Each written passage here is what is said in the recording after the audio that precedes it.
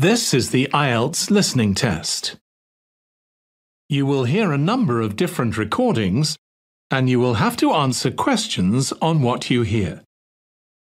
There will be time for you to read the instructions and questions, and you will have a chance to check your work. All the recordings will be played once only. The test is in 4 parts. At the end of the test, you will be given 10 minutes to transfer your answers to the answer sheet. Now turn to Part 1. You will hear a woman called Tanya talking to her friend called Simon, who lives abroad. Tanya is planning to visit Simon. First, you have some time to look at questions 1 to 4.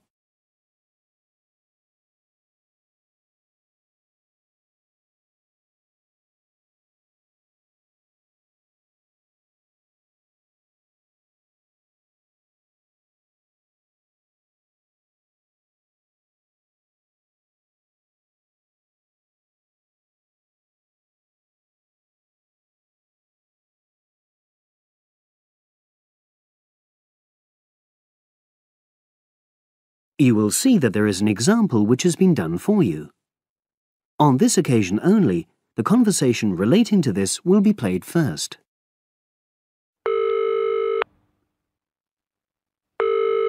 Hello? Hi, is that Tanya? Yes, Simon. Lovely to hear you. How are you? Very well, and we're so looking forward to seeing you. So am I. Now, I don't have a lot of time, I'm afraid, so I wanted to make sure we've got all your details. Have you confirmed your flights? Yes, I'm definitely coming on the 22nd of June. Excellent. Have you got your flight number? Not with me, I'm afraid, but I promise I'll email it. Tanya promises to send her flight number. So, flight number has been written in the space. Now we shall begin. You should answer the questions as you listen, because you will not hear the recording a second time. Listen carefully and answer questions 1 to 4.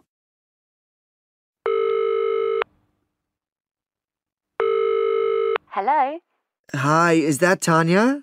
Yes, Simon. Lovely to hear you. How are you? Very well, and we're so looking forward to seeing you. So am I. Now, I don't have a lot of time, I'm afraid, so I wanted to make sure we've got all your details.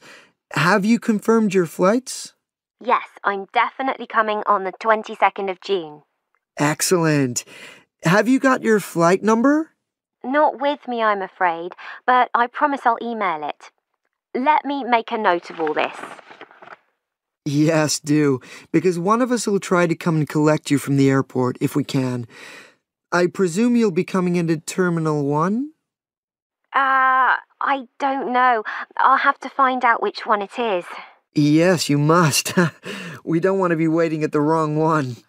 But hang on, I'll be arriving at about lunchtime, and that'll mean you have to take time off work to pick me up. You really mustn't do that. Look, we're not all that busy at work, and if there's a problem, I can text you when you arrive, and you can take a taxi. Okay. There's a really good company called Pantera. Can you spell that? It's Pantera. They have a stand at the airport. You can't miss it, and they're really reliable. Great, thanks. How far are you from the airport? About 40 minutes. And you're near the city centre, aren't you? We're east of it, actually. Don't tell the driver city centre because you'll really get caught up in traffic. Okay, and I'll make sure I carry your address with me. Now, have you got my mobile, cell phone number? Yes, you sent it last month. But I tell you what, I don't think I've got yours. I'd better have it now, just in case. Okay, and I changed it recently anyway. Ready? It's 07765 328 411. Before you hear the rest of the conversation, you have some time to look at questions 5 to 10.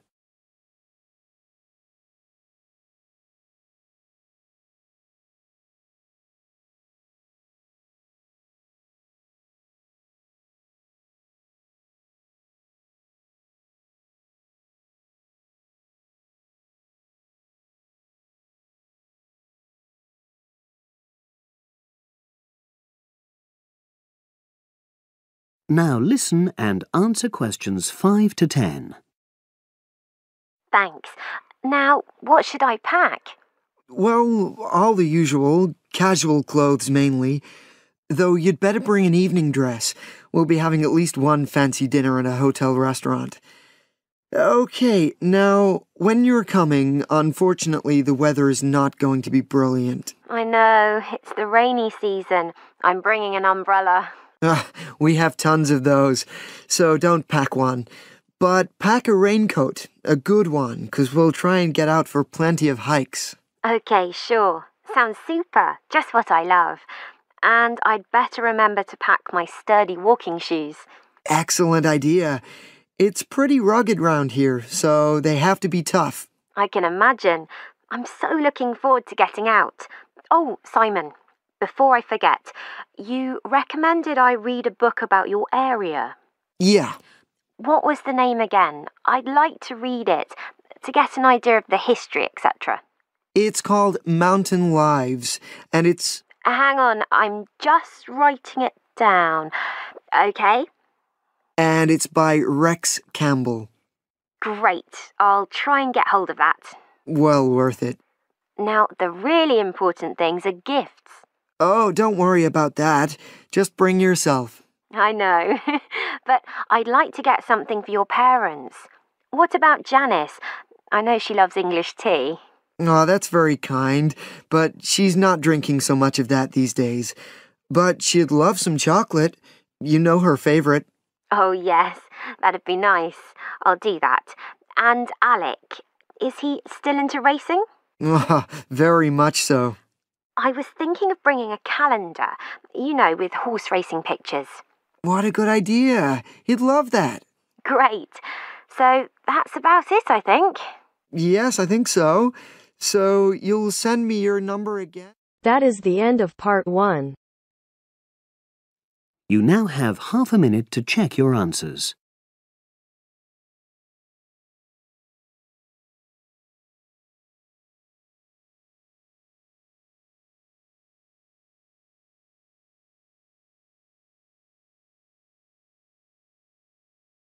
Now turns to part 2.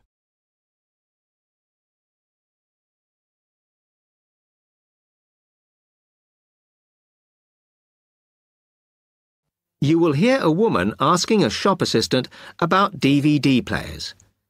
First, you have some time to look at questions 11 to 14.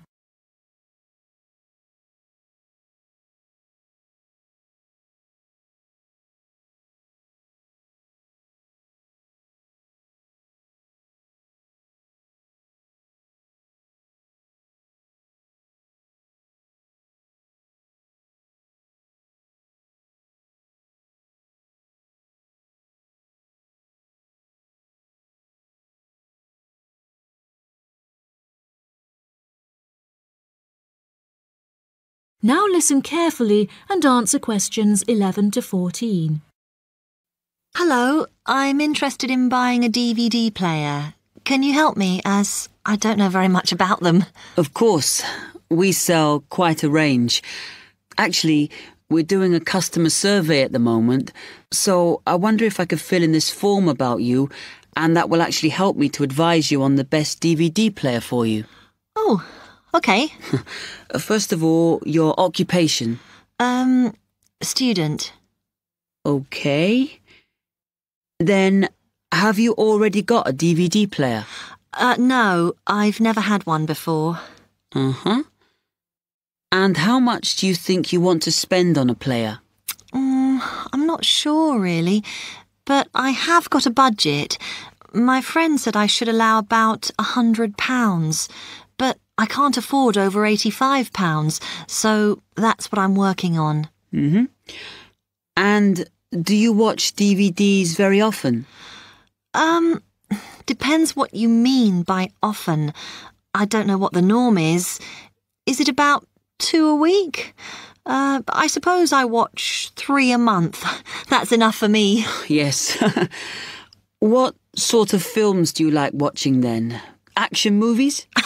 Not really. Oh. My boyfriend always insists we watch science fiction movies, but I prefer thrillers. Something to get your teeth into. OK, just one more. Do you watch other DVDs, ones that are not films, like music or something? Not much, because I don't want to spend the money on something I can watch on TV, but I occasionally rent out comedy programs, and I fight with my boyfriend over all the sports DVDs he watches. Before you hear the rest of the programme, you have some time to look at questions 15 to 20.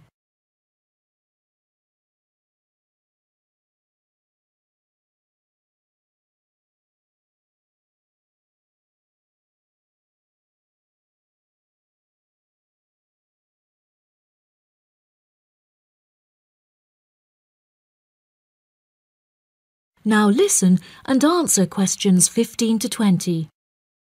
OK, let me explain a bit to you about the DVD players that are in your price range. First, there's the DB30, which has only got basic features, but it is a bargain at £69. Now, all the DVDs come with an after-sales service that starts when the guarantee runs out. As it's so cheap, the DB30 comes with a limited after-sales service, as it only includes parts. You would have to pay for most of the repair. Seems okay. Then, a slight grade up from that is the XL643. This comes with an additional feature in that it has an extra button allowing you to record.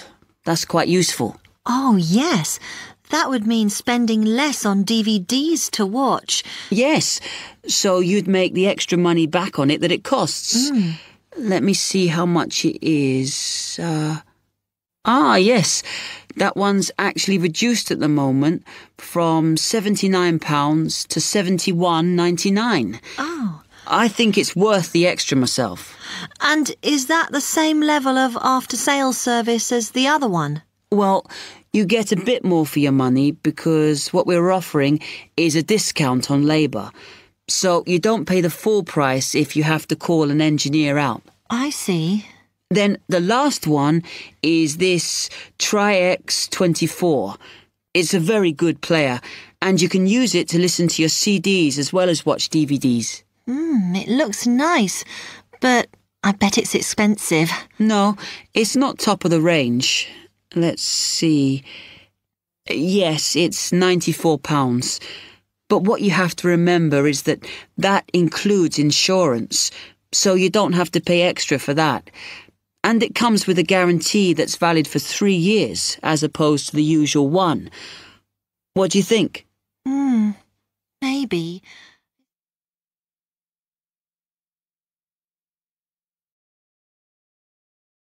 That is the end of part 2.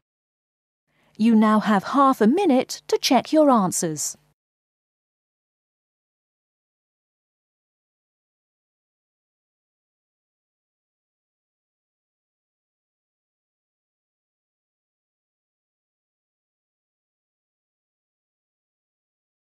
Now turns to part 3.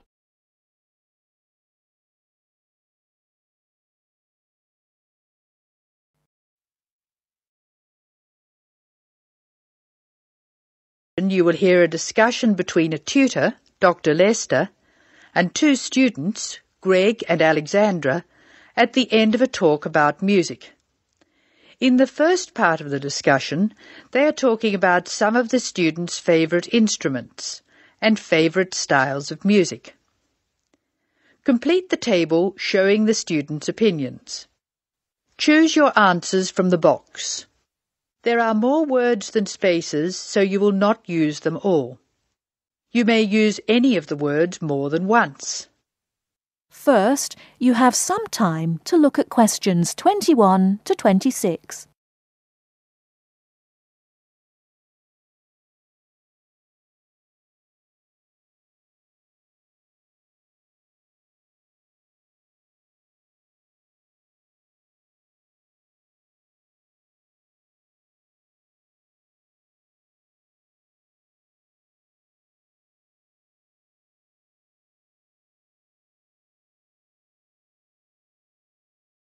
Now listen carefully and answer questions 21 to 26.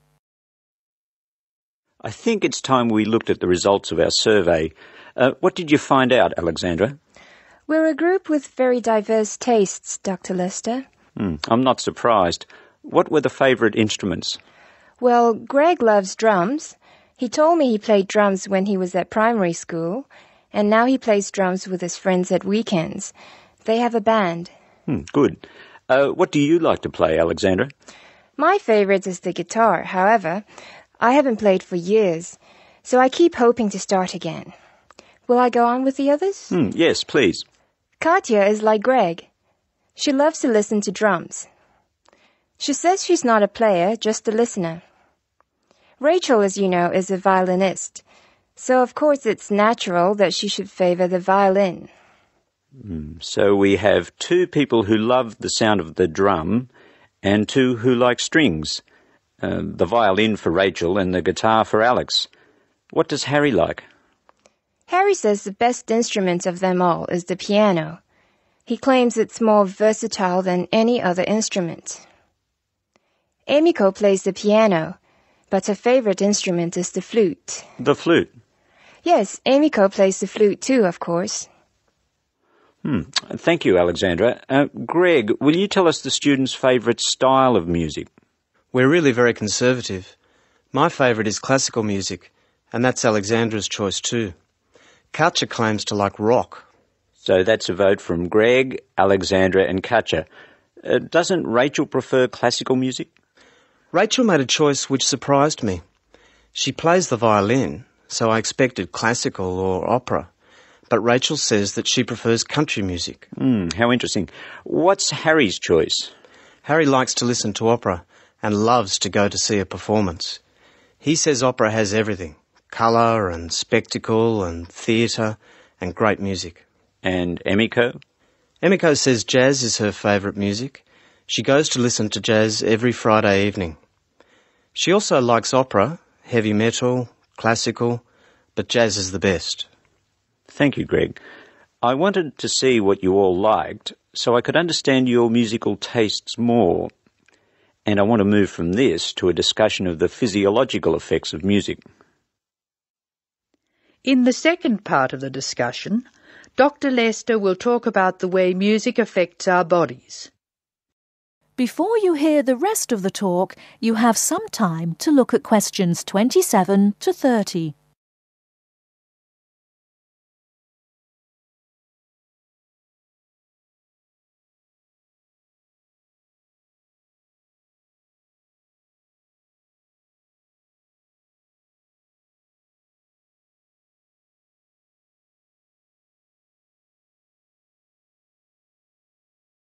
Now listen and answer questions 27 to 30. For the purposes of this discussion, I'm going to divide music roughly into two types. Music which stimulates us and music which calms us. It seems that music which stimulates us gives rise to actual changes in our bodies. We listen to exciting music and our hearts beat faster, our blood pressure rises, and our blood flows more quickly. In short, we're stimulated. Soothing music, however, has the opposite effect. We relax and let the world go by. Our heart beats more gently, our blood pressure drops, and we feel calm. Alexandra, can you think of things which help us to relax? Gentle rhythms? Yes, in part. The melodies which help us to relax are smooth-flowing and often have repeated rhythms. These rhythms are constant and dynamic, a little like the crash of the sea on the beach. Their very predictability is sedating, relaxing. By contrast, very loud, discordant music with unpredictable rhythms and structures excites and stimulates us. These two generalizations about the differences between music which stimulates and music which soothes are true as far as they go, but they are far from conclusive. We still have a lot of research to do to find out what, for instance, people of different cultures hear and feel when they listen to music. This department is taking part in a continuing study on the influence of culture on musical perception, and we'll talk about that more next week. That is the end of part 3. You will now have some time to check your answers.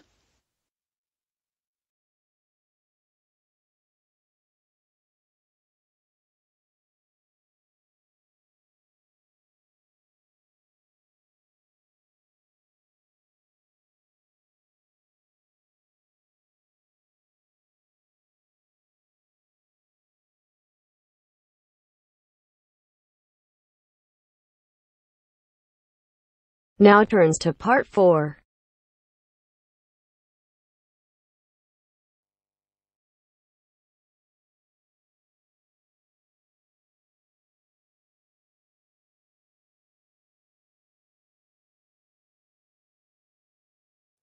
You will hear a speaker giving a talk about some recent research about unusual life forms. First, you have some time to look at questions 31 to 40 on pages 14 and 15.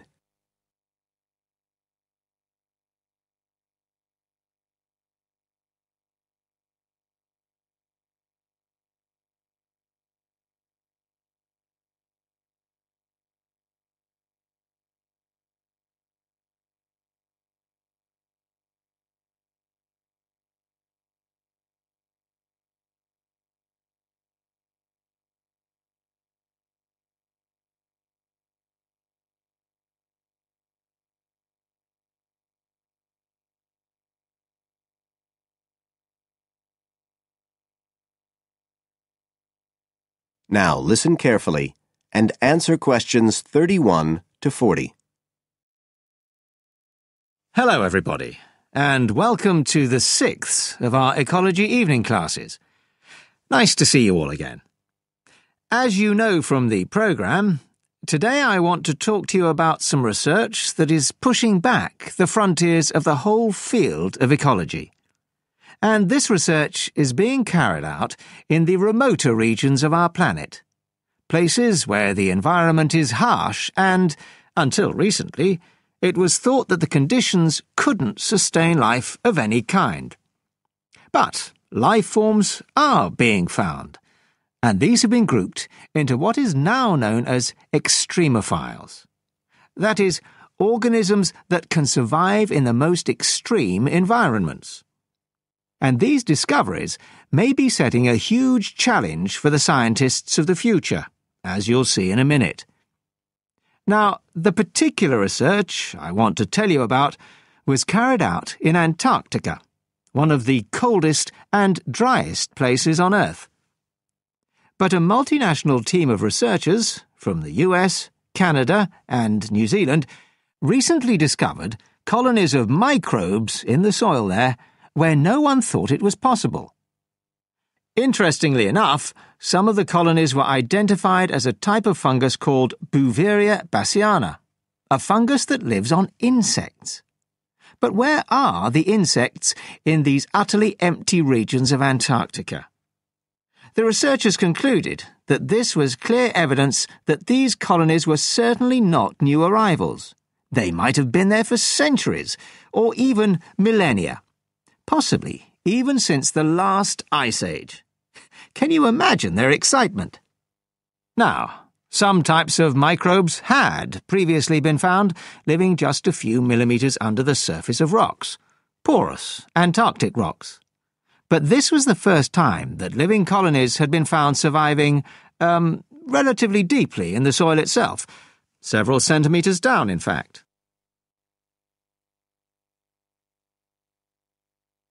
So, the big question is, how can these colonies survive there? Well, we know that the organisms living very near the rock's surface can still be warmed by the sun, so they can survive in their own microclimate. And this keeps them from freezing during the day. But this isn't the case for the colonies that are hidden under the soil. In their research paper, this team suggested that the very high amounts of salt in the soil might be the clue, because this is what is preventing essential water from freezing.